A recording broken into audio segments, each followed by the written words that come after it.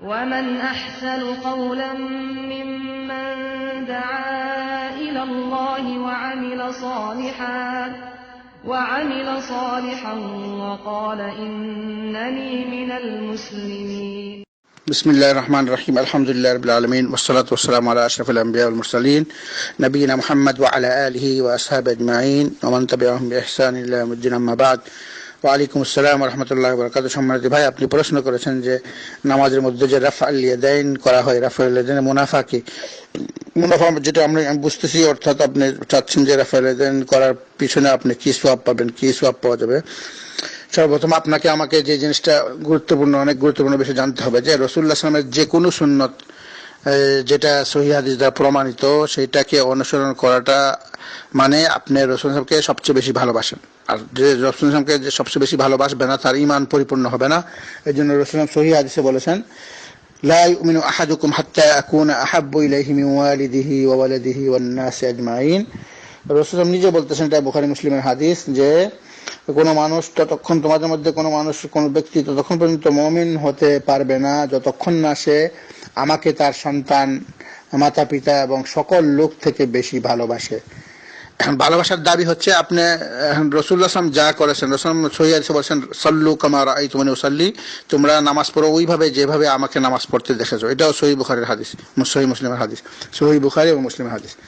এখানে রাসূল বলে দিয়েছে যে তোমরা আমার মতো করে নামাজ পড়বা, এটা 1 নম্বর। 2 নম্বর, রাসূল বলেছে যে ব্যক্তি আমাকে সবচেয়ে বেশি ভালোবাসবে তার সন্তান, সন্ততি, পিতা মাতা এবং পৃথিবীর অন্যান্য লোক থেকে।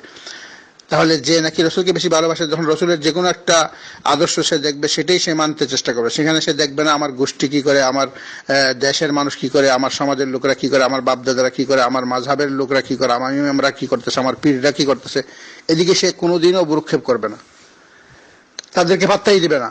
কারণ যেখানে আমি রাসূলকে সবচেয়ে বেশি ভালোবাসি, তো রাসূলের সমস্ত আদর্শগুলো, সেখানে যে যতই তারা সাফাই দেখাক যে এখানে এমুক হচ্ছে না, এমুক তারা করে, তাদের মাযহাবে রয়েছে, তাদের ইমামরা করেছে, সেখানে যখন সহিহ হাদিস এসে যাবে, তো এটা হলো 1 নম্বর।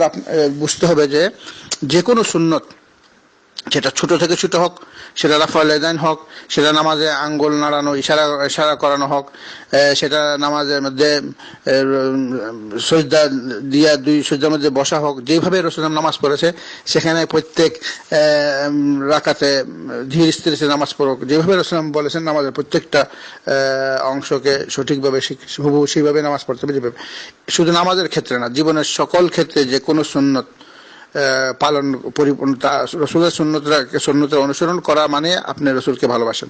সেখানে আপনি আপনার গোষ্ঠীকে দেখবেন না, আপনার পিতামাতাকে দেখবেন না, আপনার ভাই বোনকে, আপনার সমাজকে, আপনার ইমামকে, আপনার পীরকে, আপনার বুজুর্গকে, আপনার মাযহাবকে, যত বড়ই শ্রেষ্ঠ ব্যক্তিত্ব হোক, সারা দুনিয়ার মানুষ যদি উল্টা করে, আপনার বিরোধিতা করে, সেখানেও আপনি করবেন। তাহলে বোঝা গেল যে আপনি রাসূলকে ভালোবাসেন।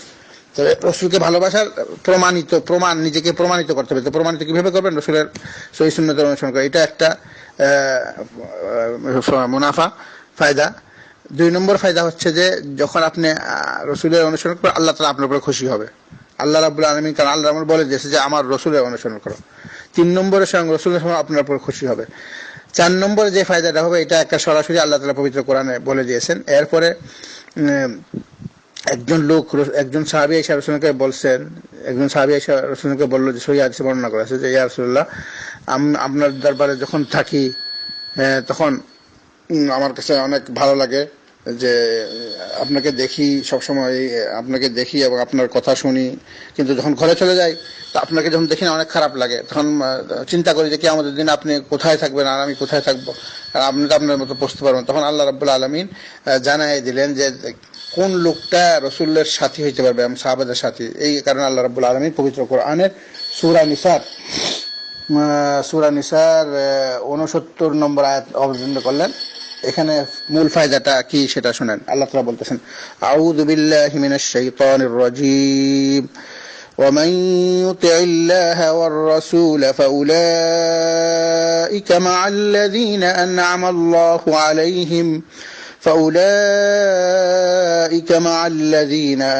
الله عليهم من النبيين والصديقين والشهداء والصالحين والشهداء والصالحين وحسن أولئك رفيقا।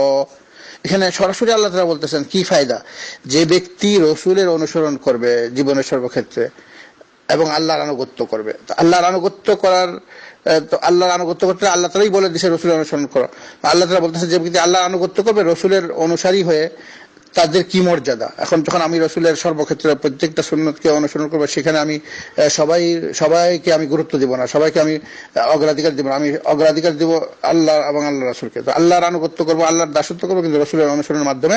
তো এখানে সূরা নিসার 59 নম্বর আয়াতে, যে 69 নম্বর 69 নম্বর আয়াতে আল্লাহ তাআলা যেটা বলতেছে সেটা হচ্ছে যে আল্লাহ তাআলা বলতেছেন যারা আল্লাহ এবং তার রসুলের অনুসরণ করবে তারা সে সকল লোকদের সাথে থাকবে যাদের প্রতি আল্লাহ তাআলা করুণা করেছেন।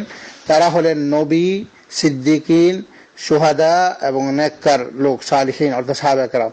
তাদের সাথে তারা জান্নাতে থাকবে। তো জান্নাতে সাথী হওয়া এটা অত্যন্ত বড় ফজিলত।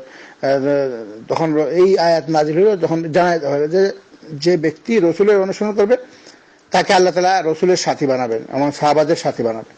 তো এটা অনেক বড় মর্যাদার জিনিস, যে ব্যক্তি জীবনের সর্বক্ষেত্রে ছোট হোক বড় হোক সকল সুন্নতের সে অনুসরণ করলো, তখন সে প্রমাণিত করলো নিজেকে যে সে রাসূল সাল্লাল্লাহু সবচেয়ে বেশি ভালোবাসে এবং সে আল্লাহর আনুগত্য করতেছে এই ইবাদত বন্দেগীর ব্যাপারে।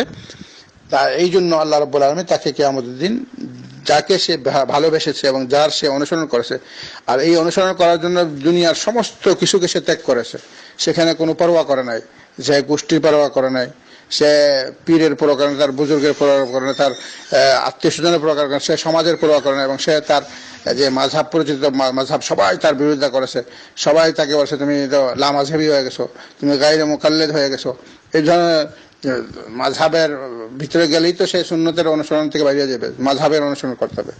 তো এই জন্য এত বড় ফজিলত যে আল্লাহ তাআলা বলতেছেন যে ব্যক্তি আল্লাহর আনুগত্য করবে, রসুলের অনুসরণ করবে, তাদেরকে আল্লাহ তাআলা পুরস্কৃত করবেন, তাদেরকে রাখবেন নবীদের সাথে, সিদ্দিকিন আবু বকর সিদ্দিক রাদিয়াল্লাহু আনহু এবং শুহাদা সাইয়্যিদুনা হামজা রাদিয়াল্লাহু আনহু, তারপরে সেখানে উসমান রাদিয়াল্লাহু শহীদ হয়েছেন, সাহাবা কেরাম শহীদ এবং সালিহিন এবং সাহাবা কেরাম নেককার লোক, তাদের সাথে আল্লাহ তাআলা তাদের সাথী বানিয়ে দেবেন। তো কত বড় মর্যাদা, এটা অনেক বড় মর্যাদা, কে নবীগণের সাথে সর্বোচ্চ স্থানে থাকবেন। তা আল্লাহ তাআলার কাছে আমরা দোয়া করি আল্লাহ রাব্বুল আলামিন যেন আমাদের এই দুনিয়াতে যারা ধোঁকা দিচ্ছে মানুষকে, অনেক বড় মিথ্যা আলেম দাবিদার হয়ে তারা ধোঁকা দিচ্ছে, রাফায়জান করা যাবে না, তারপরে ইমামের পিছনে সূরা ফাতিহা পড়া যাবে না, দুই হাতে মুসাফা করা যাবে না, তাদের শুধু চেষ্টায় কিভাবে রাসূলুল্লাহ সাল্লাল্লাহু আলাইহি ওয়াসাল্লাম সুন্নাত থেকে মানুষকে বাহির করে তাদেরকে মাযহাবের দিকে উদ্বুদ্ধ করা বা কোনো ব্যক্তি বিশেষের আনুগত্য করানো। লা হাওলা ওয়ালা কুওয়াতা ইল্লা বিল্লাহ। কাজেই আমাদের সাবধান থাকতে হবে, কারণ তাদেরকে যদি আমরা নাও মানি, বিশ্বাস নাও করি, কোনো মাযহাব বলতে যদি কোনো অস্তিত্ব দুনিয়াতে এটা বিশ্বাস নাও করি, আমার কোনো ক্ষতি হবে না।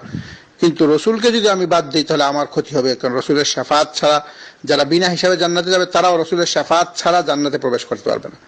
তাহলে আমার প্রত্যেকটা ইবাদত, প্রত্যেকটা কর্মকাণ্ড আমি আমার যতক্ষণ পর্যন্ত রসুলের অনুসরণে না হবে ততক্ষণ সেটা আল্লাহর কাছে গ্রহণযোগ্য হবে না। তো দোয়া করি আল্লাহ তাআলা আমাদের জীবনের সর্বক্ষেত্রে রসুলের প্রত্যেকটা সুন্নতকে পরিপূর্ণভাবে অনুসরণ করার তৌফিক দান করুক, এবং এই ক্ষেত্রে আমরা পৃথিবীর কোনো দলের, কোনো সমাজের, কোনো মাযহাবের, কোনো বিশেষ বড় আলেমের আমরা কোনো অনুসরণ করব না, কোনো পরোয়া করব না। আমরা রসুলকে সবচেয়ে বেশি ভালোবাসবো, এবং যদি আমি ভালোবাসি এবং আমি যদি প্রমাণিত করতে পারি আল্লাহর সামনে যে হ্যাঁ আমি সমাজকে বাদ দিয়ে, সবাইকে বাদ দিয়ে পৃথিবীর রসুলকে আমি ভালোবাসলাম, তার অনুসরণ করলাম, সেক্ষেত্রে আমাকে অনেক কথা শুনতে হয়েছে। আমাকে বলা হয়েছে গায়রে মুকাল্লিদ, লা মাযহাবী, অনেক ক্ষেত্রে তারা বলে ওয়াহাবী, অনেক ক্ষেত্রে বলে যে তারা কাফের, অনেক ক্ষেত্রে দেখবেন যে গালিগালাজ পর্যন্ত করতেছে।